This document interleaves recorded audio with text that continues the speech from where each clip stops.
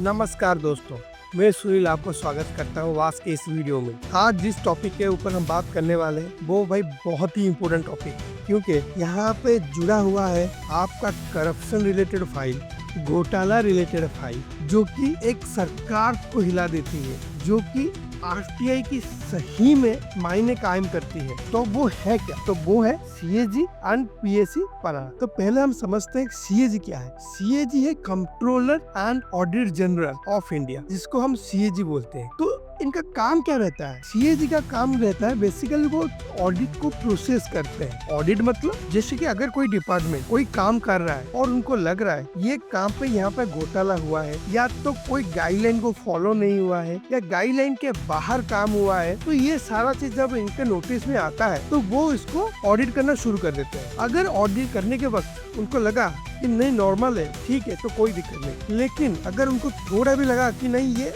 बहुत serious matter है, तो वो क्या करेंगे, एक ड्राफ्ट पारा को डेवलप करेंगे, एक ड्राफ्ट पारा लिखेंगे। उनका जो कंसर्न होगा, उनका जो चिंता होगा, वो सबको एक ड्राफ्ट पारा में वो प्रिपेयर करेंगे। प्रिपेयर करने के बाद जिस ऑफिस में या जिस डिपार्टमेंट में वो घोटाला या ऑडिट में इशू हुआ होगा ना, उनको वो भेजेंगे। भेजने के बाद वो ऑफिस को एक मौका मिलेगा कि भाई हमको लग रहा है ये ऑफिस में ये घोटाला हुआ है, ये गाइडलाइन फॉलो नहीं हुआ है, आप कृपया करके ये पारा जो हम आपको दे रहे हैं उसको कंप्लाई करके उनको भेजिए। तो ये चांस दिया जाता है गवर्नमेंट ऑफिस और गवर्नमेंट डिपार्टमेंट को कि अगर सीएजी को लग रहा है कहीं पे घोटाला हो रहा है तब तो आप कृपया करके इसको कंप्लाई करें, इस पारा को कंप्लाई करके दीजिए।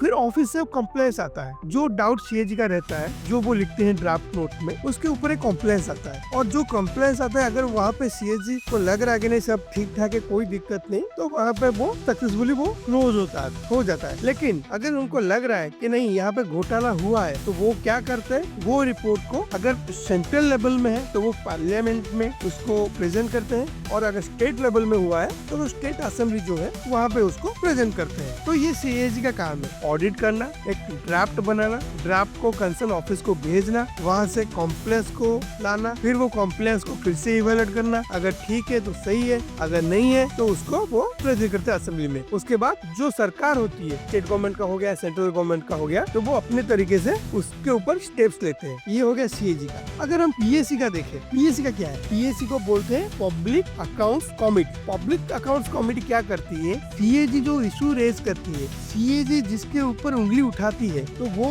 ऑडिट पारा को पीएसी फिर देखती है, रिव्यू करती है, क्या इरेगुलरिटीज हुआ है, क्या कंसर्न है, गवर्नमेंट पैसा कहाँ कहाँ खर्चा कर रही है, क्या पैसा बर्बाद हो रहा है, तो वो सारा चीज पीएसी फिर ऑब्जर्व करती है। पीएसी ऑब्जर्व करने के बाद वो रिपोर्ट को वो पार्लियामेंट हाउस में या असेंबली में फिर प्रोड्यूस करते हैं, जहाँ पे डिस्कशन होता है, चर्चा होता है। अगर कहीं सरकार गलत तरीके से कुछ काम कर रही है तो वहाँ पे वो बंद होता है। तो ये पीएसी सीएजी का पारा है। तो लेकिन जो डीओपीटी ने बोला है कि आप लोगों को पब्लिश करना है सीएजी पीएसी का पारा, तो इसका कोई परफेक्ट फॉर्मेट नहीं है, तो हम आप लोगों के लिए कुछ बनाए हैं। अगर आप चाहें तो इस तरीके से ये बना सकते हैं। तो अभी आप जो स्क्रीन पे देख पा रहे हो, तो पहले आपका आता है आईआर नंबर। जो पारा होता है वो एक नंबर के थ्रू मेंटेन होता है, आईआर का नंबर, तो उसको आपको लिखना है। दूसरे में जो पारा का नंबर, पारा पार्ट 1 हो सकता है, पार्ट 2 हो सकता है, जो भी पारा का नंबर है उसको वहाँ पे लिखना है। फिर ये जो आया है सीएजी से, तो किस बारे में है, इसका सब्जेक्ट क्या है, किस सिलसिले में ये वो डाउट क्रिएट कर रहे हैं, किस सिलसिले में उनको लग रहा है कि नहीं घोटाला हुआ है, क्या हुआ है, वो सारा चीज को लिखना है। और जो पारा है वो आपके ऑफिस से कंप्लाइंट हो चुका है या अभी भी पेंडिंग है। अगर कंप्लाई हो चुका है तो आपको यस लिखना है, अगर अभी भी पेंडिंग है तो उसको आज इट इज पेंडिंग लिखना है या नो लिखना है। और बाद में आपको लिखना है कि ये कहाँ से रिसीव हुआ है, सीएजी के थ्रू से रिसीव हुआ है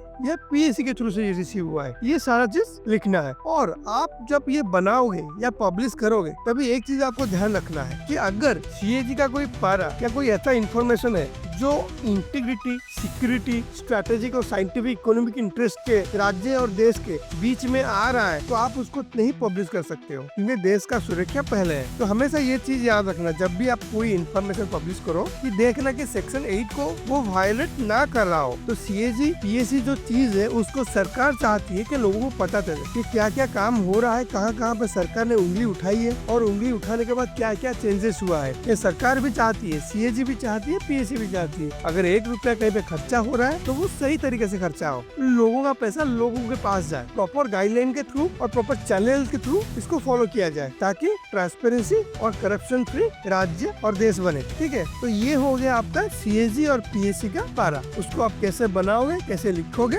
और लिखने के वक्त सेक्शन 8 को कोई दिक्कत ना हो उस तरीके से आप देखना। तो आप इस वीडियो को देखिएगा पूरा। देखने के बाद अगर मन में कोई सवाल आए तो कमेंट बॉक्स में लिखिए, हम वो सवाल का जवाब देने का कोशिश करेंगे। और जब तक हम नेक्स्ट वीडियो लेके आए तब तक आप इस वीडियो को पूरा सब्सक्राइब करिए, लाइक करिए, शेयर करिए और कमेंट बॉक्स में कमेंट दीजिए, ताकि आपकी तरफ से जितना भी ज्यादा रिस्पॉन्स आएगा हम उतने ही अच्छे टॉपिक लेके आएंगे आप लोगों के लिए। और जब तक हम नेक्स्ट वीडियो लेके आते हैं तब तक हम जो बोले लाइक, सब्सक्राइब, कमेंट आप उसको करिए, और मिलते हैं नेक्स्ट वीडियो में। तब तक धन्यवाद, जय हिंद।